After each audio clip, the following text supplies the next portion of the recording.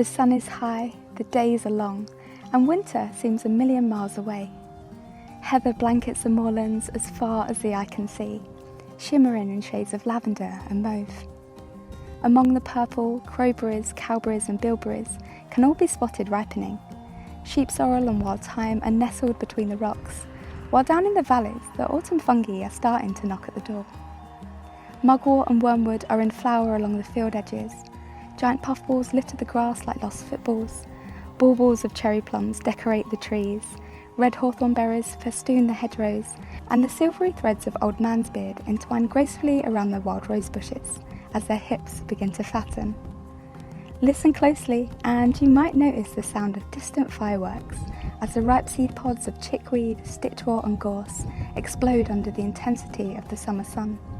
August is a superb time for collecting dry seed heads to create a wildflower garden the following year, sprinkled around the surrounding meadows to help ensure next year's harvest, or even sprouted at home. Try seeds such as black mustard, fat hen and curly dock for nutrient-dense microgreens.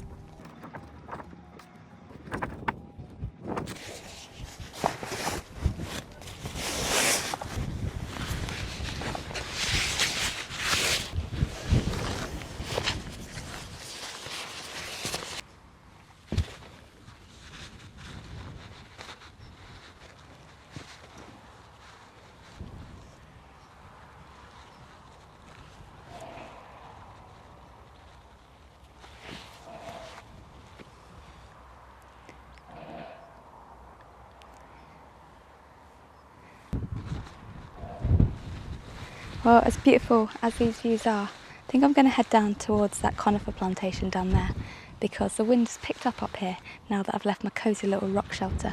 So I'm going to head down towards those trees, see what we can find along the way.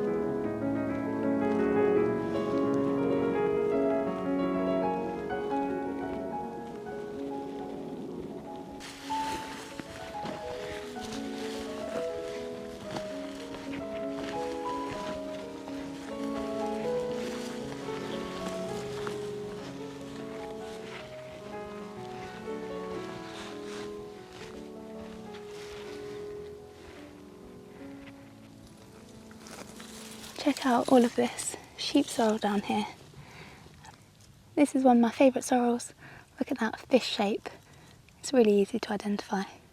And as with all the sorrels, it's got that delicious citrusy flavour. One of my favourites for August though, this one, sheep sorrel. There's so much sheep sorrel hidden under all of these ferns, just on the edges of the path here on both sides.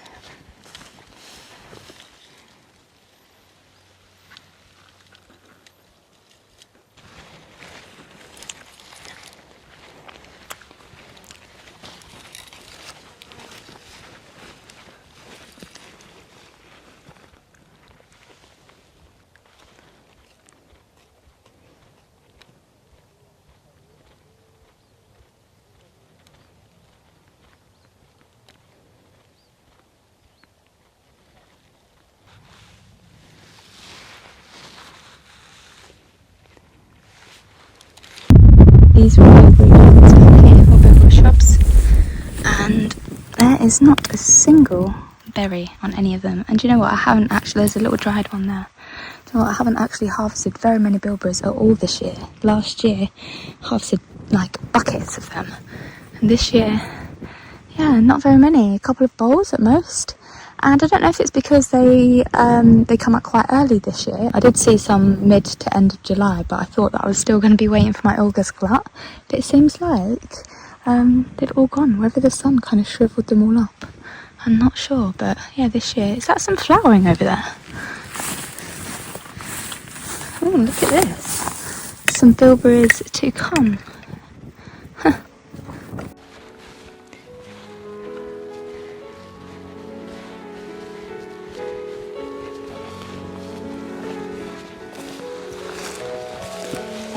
that's not a perfect sunset chilling rock, I don't know what is.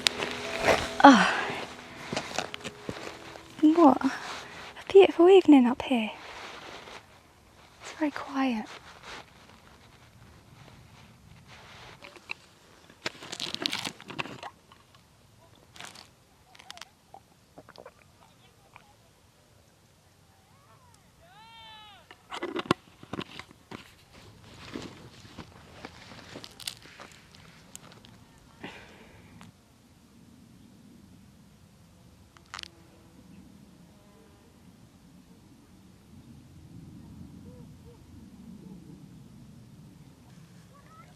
There's some kids all the way at the very top of those rocks up there, and they're only speaking quietly, but their voices are travelling all the way down here. It's mad. Can you see this little bowl that's been weathered out of the gritstone behind me? That's called a panhole, or sometimes a pothole as well.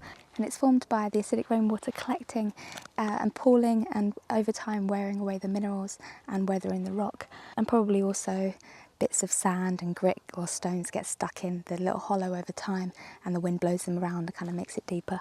But these were actually thought to be quite magical, and people would come here and collect the water and drink from it, wash their faces and collect it for rituals. So it's thought to hold quite magical healing and age reversing powers as well. It's a lovely view, isn't it, to have a little wash in the morning. And I think people also used to have hand fasting vows around these kind of panholes as well. They were thought to be quite magical places. It does look quite magical here, doesn't it, with this background?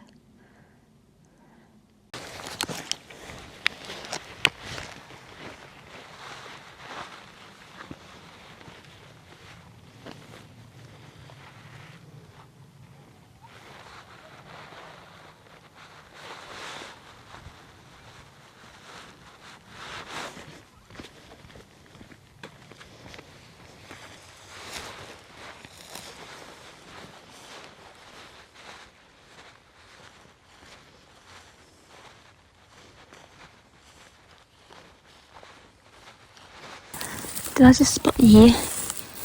Yo! Yes. And then that is actually a bilberry there as well, hidden amongst the crowberry. So this little succulent here is a crowberry, and it produces little black berries. Oh, there's a few here.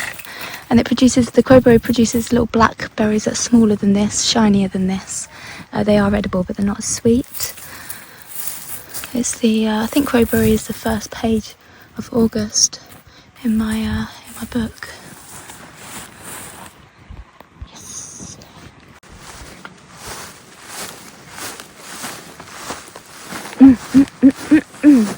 Yeah, so good. This is a sunny shrub. Is there any here? No, it's mad. Usually this time of year there would be thousands and thousands of berries here. But not this year, which is odd because it's been a fantastic fruit year for everything else. We had a very sunny, dry spring, which meant there was lots of pollinators out and no rain to wash away all of the pollen, so lots of the flowers ended up going to fruit. Yeah, it's just been a really good year for quite a lot of fruits, but not bilberry for me. Here's some crowberry, not any berries, but just mingled amongst the heather here. It looks beautiful, doesn't it? All of this heather. And as pretty as it is, it's not supposed to be here. Well, at least not as dominant as this. This is the result of centuries of land management, mainly grouse. So large areas of the Peak District were burnt to make a better habitat for the grouse to thrive. They absolutely love heather. So by managing the land in a way where heather could thrive, it meant so did the grouse. So at one time, these hills looked a lot different, a lot less purple. There should be a great diverse mosaic of different types of plants and trees here. And if the heather was to go all of a sudden for some reason, then after a few decades trees would move in, saplings would be able to take over some of the ground where the heather lies. See, heather loves acidic soil, so it absolutely thrives here. It's very easy to take hold and it's very hardy. So when other things die back, heather just kind of pops up and takes over. So that's why it's become such a iconic feature of the landscape of the Peak District over the past century or longer. I'm not actually sure how long they've been managing this land, but yeah, at one time it did look very, very different. But heather is edible. This is heather ling, and it makes an absolutely delicious lemonade.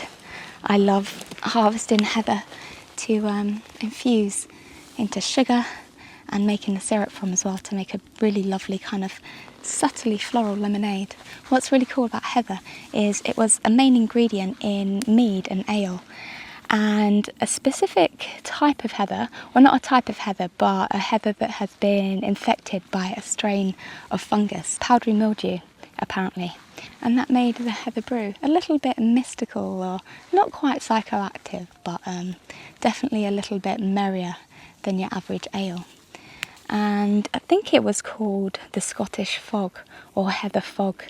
And yeah, apparently it was a type of fungus, and they don't know what type of fungus because it's a little bit of a myth and a legend. But it is written in quite a few different texts about this heather fog, but it doesn't really explain exactly what it is. So yeah, it's thought to be a powdery mildew that infected some types of heather, and they didn't wash off the heather, they would just collect it and brew it up, and that would impart some of its kind of magical powers. Pretty cool. They've got a very faint smell, almost honey-like, and they do have an almost sort of floral honey sort of flavour to it. And my favourite thing is to make a lemonade.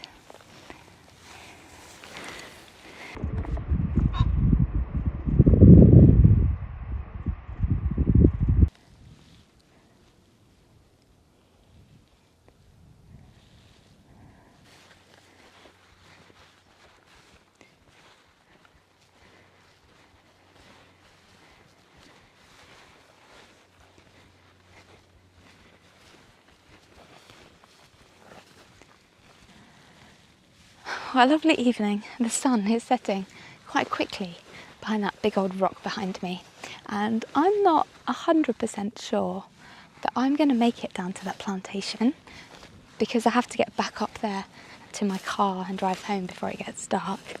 I don't like driving along those little narrow roads at night, especially on a Friday night.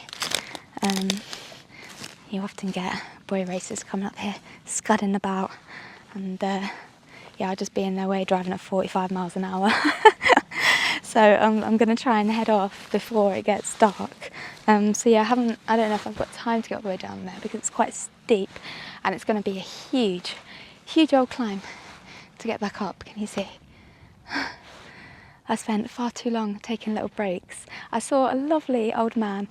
He was sat at the top of the rocks up there with an acoustic guitar, and I just stood there and was enjoying the view, listening to an awesome soundtrack.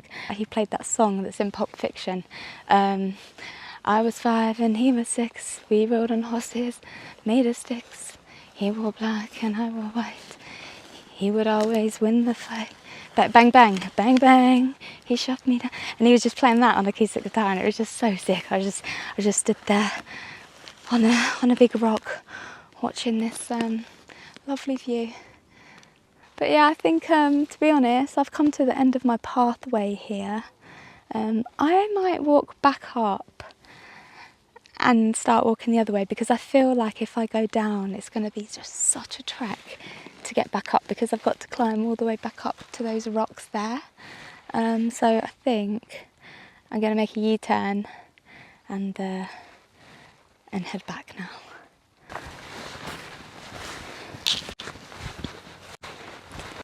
Gosh, I completely lost my little path because I was just going down an animal trail. Oh wait, is this another one? I think I found another one. Just got to follow little animal trails to get up, but sometimes they vanish. Now I'm walking waist height through ferns, and I keep stopping every half an hour or so to do a tick check. You see my little animal trail. It's very faint, but you can kind of see it.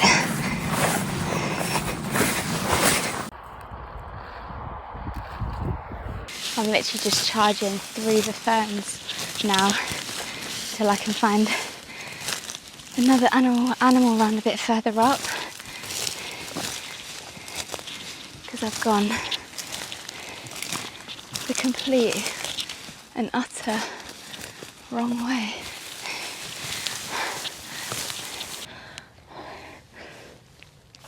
I made it. That was tough, and that is my own stubborn fault for not just going back and going the way that I knew was safe. And if I didn't have as many daylight hours, I definitely wouldn't have done that. I would have just traced my steps back and gone the way I knew, because I knew I still had a good hour before the sun properly went down, and it's only there. I could see the rocks. I wasn't going to get lost. I just had to go up. Oh, I'm knackered though, absolutely knackered. I'm just taking a breather before heading back to the car.